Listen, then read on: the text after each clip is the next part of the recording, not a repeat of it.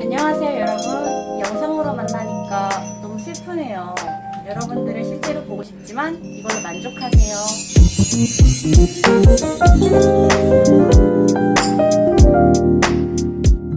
안녕하세요 여러분. 수업 시작하겠습니다. 교재는 32쪽 펴시면 됩니다. 숙제 다들 하셨죠? 이번 지문은 과학 지문이었는데요. 조금 어려웠습니다. 어떻게 다들 잘 이 고난과 역경을 이겨내셨는지요? 병원체, 항미생물화학제 등에 대한 과학 지문, 먼저 우리 문제의 답부터 맞춰볼까요?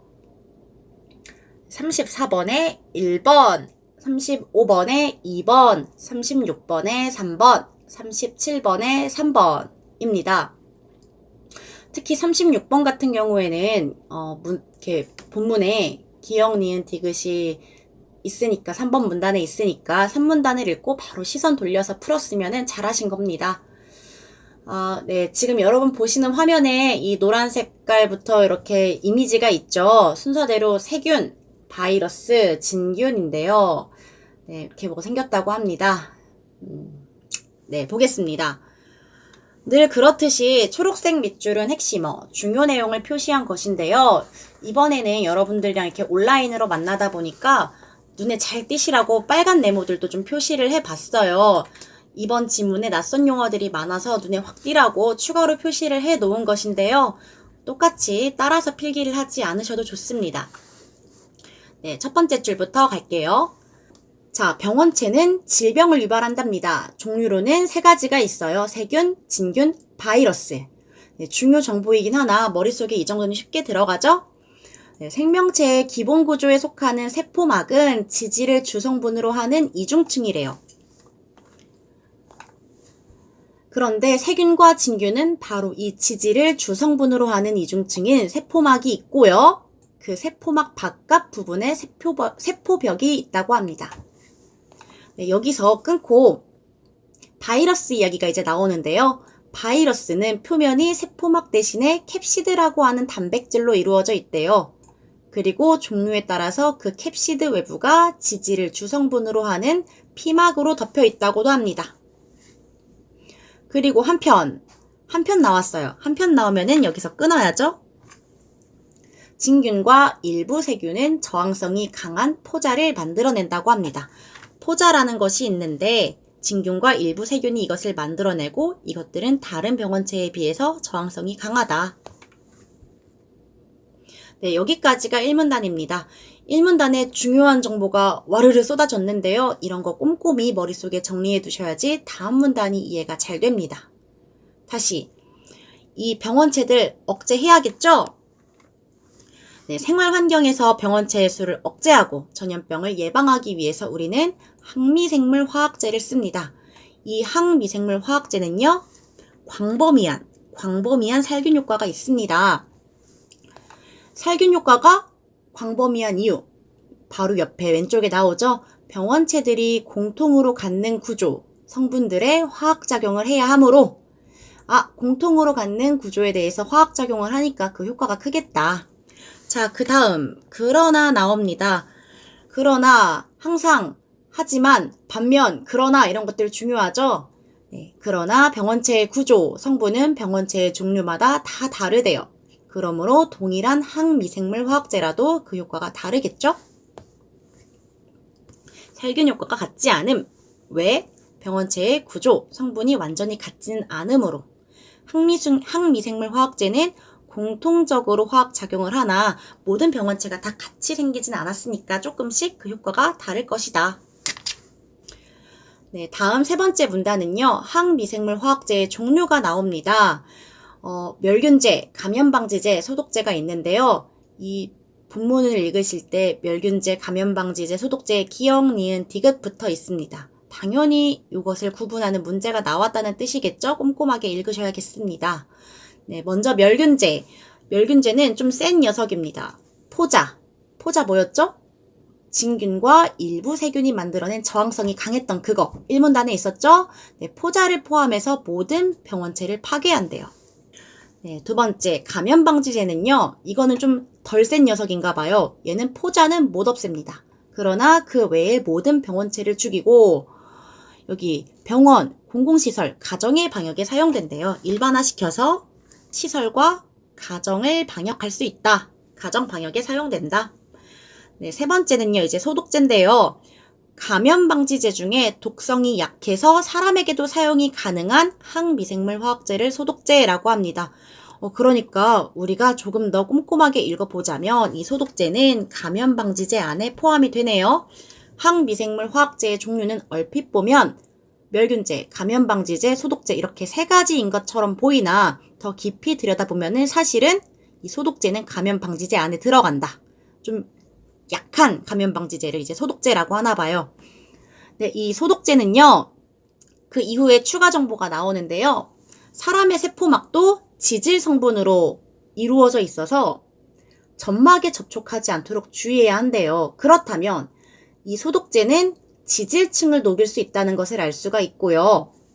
추가로 우리가 소독제가 감염방지제의 일종이었으니까 당연히 감염방지제도 지질층을 녹일 수 있다는 정보까지 추론을 해볼 수가 있겠죠? 네, 시선을 돌려서 바로 36번 문제 풀어보도록 하겠습니다. 정답 3번이었는데요. 이 3번 선지 같은 경우는 2번 문단을 꼼꼼히 읽어보시면 답을 찾을 수가 있습니다. 2번 문단 끄트머리에 보시면 동일한 항미생물 화학제라도 그 살균 효과는 다를 수 있다 라고 항미생물 화학제의 특징으로 나왔었어요. 니은과 디귿, 심지어 기역까지도 모두 항미생물 화학제의 한 종류죠. 그러니까 당연히 3번이 맞는 말이 되겠죠. 나머지 오답도 좀 살펴볼게요. 자, 선지 1번. 질병의 원인이 되는 진균의 포자와 바이러스를 사멸시킬 수 있다. 포자 죽일 수 있는 거는 기역만 그랬죠? 니은은 포자 제외한 병원체를 사멸시키는 것이었고요. 2번. 사람의 상처 소독에 적용 가능한 거는 뭐만 그랬죠? 네, 디귿만 그랬어요. 니은도 독했는데 기역은 더 독하지 않을까요? 사람의 상처에 적용 가능한 것은 디귿만. 4번 선지. 네, 세포막이 있는 병원성 세균, 그리고 피막이 있는 병원성 바이러스. 일단 기역은 다 죽일 수 있었어요. 자, 그런데 니은도 독했어요. 충분히 포자를 제외한 모든 병원체를 사멸시킬 수 있었으니까요. 자, 그러니까 세포막이 있는 병원성 세균, 피막이 있는 병원성 바이러스 다 기역과 니은 사멸시킬 수 있겠죠. 네, 5번 선지 가겠습니다. 네, 인체의 해로움으로 점막에 직접 닿아서는 안 된다. 이거는 디귿도 마찬가지였죠. 그러니까 니은과 디귿 모두 인체의 점막은 주의해줬어야 됐습니다.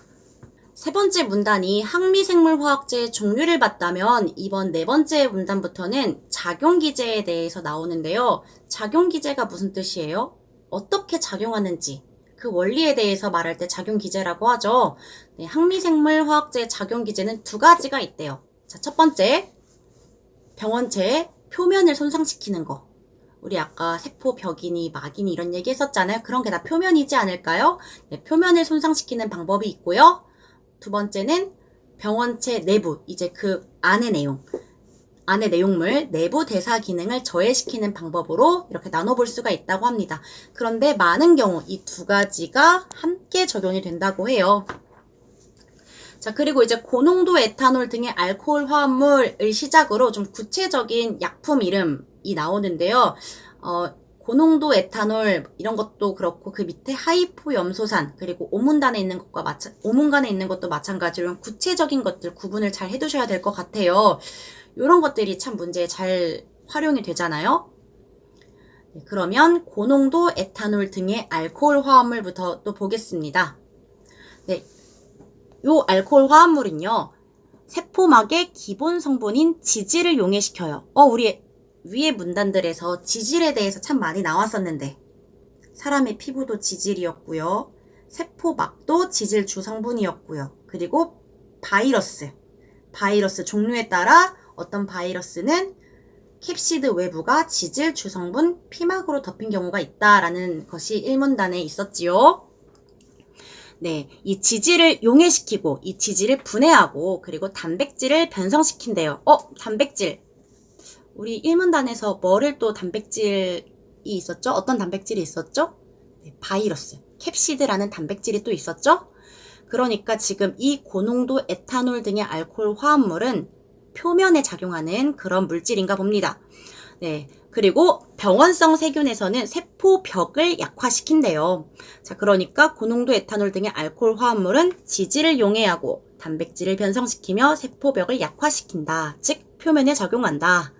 네, 또한 알코올 화합물은 지질 피막이 없는 바이러스보다 지질 피막이 있는 병원성 바이러스의 방역 효과가 크대요.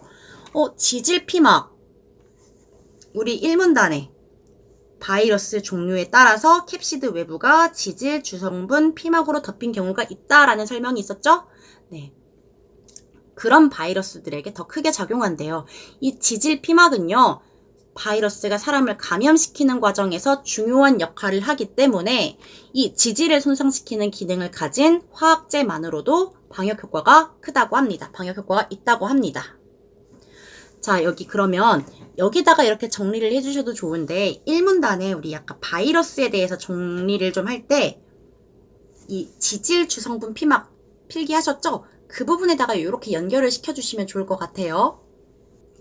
네, 그 다음 가겠습니다.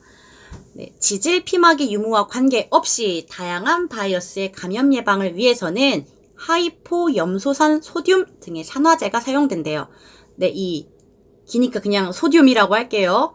이 소듐 같은 경우는 지질 피막 유무와 관계가 없나 봅니다. 네, 이 병원성 바이러스의 방역에 사용되는데요. 이는 바이러스의 공통적인 표면 구조를 이루는 캡시드를 손상시킨대요. 캡시드, 우리 바이러스 표면에 캡시드 단백질 있었죠? 요거를 손상시켜요. 그러니까 이 소듐과 같은 산화제 역시도 표면을 손상시키는 작용 기제를 가지고 있습니다. 그래서 이 캡시드를 손상시켜서 바이러스의 감염력을 잃게 하거나 바이러스를 파괴한다고 합니다. 그래서 이 두 가지는 작용 기제 중에서 표면 손상을 시키는 작용 기제를 가지고 있다. 자, 이제 다 왔어요. 이제 마지막 문단입니다. 우리 방금 4문단에서 작용 기제 중에 첫 번째 표면 손상시키는 작용 기제를 봤으니까 이제 이 내부 대사 기능을 저하시키는 작용 기제가 나오겠죠. 순서대로. 네. 병원체 표면에 생긴 손상이 사멸시키는데 충분치 않더라도 내부로 침투하면 살균 효과가 증가한대요. 알킬 화제와 산화제가 이것에 포함이 되나 봅니다. 이것에 해당이 되나 봅니다. 그런데 우리 산화제는 아까 표면 손상시키는 거에서도 보지 않았어요? 그러니까 이 산화제가 아까 봤던 이 두 가지를 아우르는 함께 작용하는 화합 물질이라고 생각을 하시면 되겠죠? 자, 이 알킬 화제와 산화제는 병원체의 내부로 침투하면 필수적인 물질 대사를 정지시킨다. 다른 말로 하면 내부에 들어가서 대사 기능을 저하시킨다.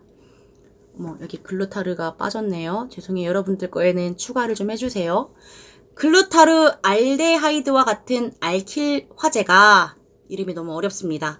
이 알킬 작용기라는 것을 단백질에 결합시키면 단백질이 변형된대요. 그러니까 기능이 상실되겠죠? 그 다음 다시 이 알킬 작용기가 핵산의 염기에 결합되면 핵산을 변형시켜요. 그러니까 이때도 이제 내부에서 물질 대사가 저하가 되겠죠? 자, 두 번째 하이포염소산듐과 같은 산화제는요. 병원체 내에서 단백질들을 산화시킨대요. 그러니까 이 효소 기능이 내부에서 비활성화되고 이는 병원체의 사멸을 의미합니다. 아까 봤다시피 이 두 가지는요. 내부 대사 기능을 저하하는 작용 기제를 가지고 있습니다. 네, 여기까지 읽으셨다면 이제 34번과 35번은 쉽게 풀 수 있을 것 같은데요. 특히 34번 같은 거 틀리면 안 됩니다.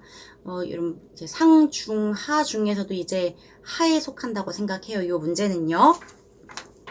네, 일단 34번은 1번. 1번에 대한 답은 찾을 수가 없어요. 언급이 되어 있지 않아요. 어떤 작용 기제로 사람을 감염시킬까? 아마 그래도 헷갈리셨던 분들은 이 작용 기제라는 말 때문에 헷갈리셨을 것 같은데요. 항미생물 화학제가 어떤 작용 기제로 병원성 세균에 작용하는지에 내용은 있어도 병원성 세균이 어떻게 작용하는지, 어떻게 사람을 감염시키는지에 대한 내용은 찾아볼 수가 없었습니다. 그 외의 것들은 간단하게만 해설을 드릴게요. 문단만 알려드려도 여러분들이 찾으실 수 있을 것 같아요. 네, 2번 선지는요, 4번 문단을 꼼꼼하게 읽어보시면 될 것 같고요. 3번 선지는 1번 문단을 좀 보시면 될 것 같아요. 그리고 4번 선지는요, 4번 문단을 좀 보시면 될 것 같습니다. 5번 선지는 이 문단을 보시면 돼요. 네, 각각 문단별로 한번 대조하면서 비교하면서 좀 확인을 해보시고요. 혹시 그래도 이 문제가 해결이 되지 않는다 하시는 분들은 선생님이 학교에 가면은 질문을 받도록 하겠습니다. 네, 35번으로 갈게요. 윗글을 읽고 이해한 내용으로 적절하지 않은 것은 전형적인 내용 확인 문제 유형이죠. 네, 정답 2번이었는데요. 2번이 적절하지 않았어요. 하이포염소산 소듐 산화제였죠. 이 산화제는요, 작용 기제가 두 가지가 다 해당이 됐어요. 표면도 작용하고 내부 물질 대사도 작용을 시켰죠. 자, 그러니까 병원체의 내부가 아니라, 이 내부가 아니라 라는 부분이 틀렸습니다. 내부도 작용을 하고 표면도 작용을 하고, 그러니까 2번이 틀렸고요. 1번 다른 선지들도 좀 볼게요. 맞는 것들도요. 고농도 에탄올, 알코올 화합물이었죠. 고농도 에탄올과 같은 알코올 화합물은 지질 피막이 있는 바이러스에 더 방역 효과가 크다고 우리가 아까 4번 문단에서 봤었죠. 지질 피막이 있는 것들에 더 이렇게 작용을 잘 한다고 나와 있었잖아요. 네, 그 다음 3번 선지는요. 이거는 저기 그냥 설명 안 하겠습니다. 1번 문단 보세요. 4번 선지는요. 이것도 굳이 설명이 필요하지 않을 것 같은데요. 알킬 화제는 5번 문단에 보셔서 이제 알킬 화제가 핵산에도 결합을 하고 그리고 단백질에도 결합을 하고 하는 내용들을 보시면 확인하시면 될 것 같습니다. 아, 네. 그리고 5번 선지 같은 경우는요. 여기에 나와 있는 그 구체적인 뭐 에탄올이라든지 뭐 산화제라든지 뭐 알킬 뭐 저기 뭐야 글루 머시기 이런 것들 구체적인 이 약품들이 다 항미생물 화학제인가 요것만 알아도 다 해결하실 수 있었을 것 같은데요. 산화제 역시 항미생물 화학제예요. 그러니까 당연히 바이러스의 공통적인 구조를 구성하는 성분들에 작용한다라는 항미생물 화학제 일반적인 설명에도 요것이 다 해당이 되겠죠. 자, 마지막 어려웠던 37번 문제입니다. 이 37번 문제 같은 경우는요. A에서 B를 넣고 또다시 C를 넣고 D를 넣고 하는 작용이 상당히 중요했는데요. 그래도 우리가 놓치지 말아야 할 것들 몇 가지가 있었습니다. 가장 중요했던 것이 이 A가 알코올 화합물이었다는 거. 사실 이런 문제가 조금 많이 헷갈리죠. 자, 알코올 화합물 A. 우리가 알코올 화합물 본문에서는 고농도 에탄올로 나타났던 알코올 화합물의 특징 한번 머릿속으로 떠올려 볼까요? 네, 표면을 손상시켰어요. 지질을 용해했어요. 그리고 단백질을 변성시키고 세포벽을 약화시켰어요. 그리고 지질 피막이 있는 바이러스에 더 크게 작용했어요. 그리고 이 지질 피막이라는 것은 인체 감염에 중요한 역할을 했죠. 자, 그러면 이 A에서 이제 B를 한번 얻어볼까요? 네, B라는 것은 지질을 손상시키는 기능을 약화시켰대요. 그러니까 해드리면 A에 보다 B가 지질 용해 기능이 떨어진대요. 자, 그리고 C는요. A에서 캡시드를 손상시키는 기능만을 강화시켰대요. 그러면 우리가 B도 조금 더 추가를 해볼까요? 캡시드 손상은 그대로 변함없음. 그리고 C는 지질 용해는 변함없음. 캡시드 손상시키는 기능만 강화했음. 자, D를 보겠습니다. B에서 캡시드를 손상시키는 기능만을 강화했대요. 자, 그렇다면 지질 용해 기능은 낮춰져 있는 상태고요. 지금 A를 다 기준으로 하는 겁니다.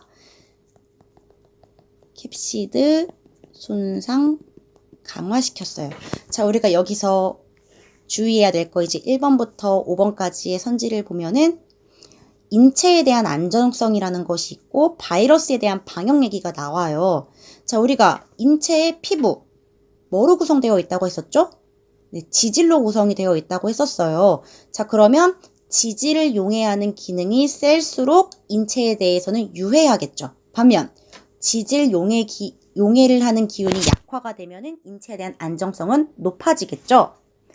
네, 그리고 캡시드에 대해서도 이야기를 할게요. 캡시드는 뭐를 둘러싼 거였죠? 바이러스를 둘러싼 것이 캡시드였죠. 캡시드 단백질이었죠. 그러니까 캡시드를 손상시킬 수 있는 기능이 강화될 때 바이러스를 사멸시킬 수 있는 능력은 더 세지는 거죠. 그리고 우리가 또 추가적으로 바이러스는요, 일부가 종류에 따라서 지질을 주성분으로 하는 피막으로 둘러싼 바이러스들도 있었어요. 그러니까 이 지질용의 기운이 세면은 인체에는 유해하고 그 지질 주성분 피막을 가지고 있는 바이러스는 더 세게 죽일 수 있으면서 다른 세균과 진균도 죽일 수 있겠다. 자, 그러니까 3번 바로 한번 풀어볼까요? 정답 3번이니까요. C는 B에 비해서 지질 피막이 있는 바이러스에 대한 방역 효과는 크겠죠. 왜냐하면 B는 지질 용해하는 기운이 낮다고 했잖아요. 그런데 지금 이게 마이너스 표시가 아니라 그대로라는 표시입니다. C는요, 지질 용해하는 기운이 상대적으로 B보다 세요. 그러니까 당연히 C는 B에 비해서 지질 피막이 있는 바이러스에 대한 방역 효과는 크다겠죠. 자, 그런데 인체에 대해 안정성은 같을까요? C가 B보다 지질 용해를 할 수 있는 기능이 더 강화되었으니까 C가 강화됐다기보단 B가 지질을 용해를 하는 기운이 조금 더 낮으니까 C보다는 B가 더 안전하겠죠. 그러니까 C는 B보다 인체에 대한 안정성이 떨어지겠죠. 그러니까 정답은 3번이고요. 나머지 1, 2, 4, 5도 이런 식으로 해결해 보시면 될 것 같습니다. 네, 이후에 선생님이 학교에서 질문을 받도록 할게요. 좀 어려우신 분들은 친구들과 한번 상의를 해보셔도 좋고요. 좀 기다렸다가 선생님이랑 같이 이야기를 해보셔도 좋을 것 같습니다. 그럼 다음 시간에 봅시다. 안녕.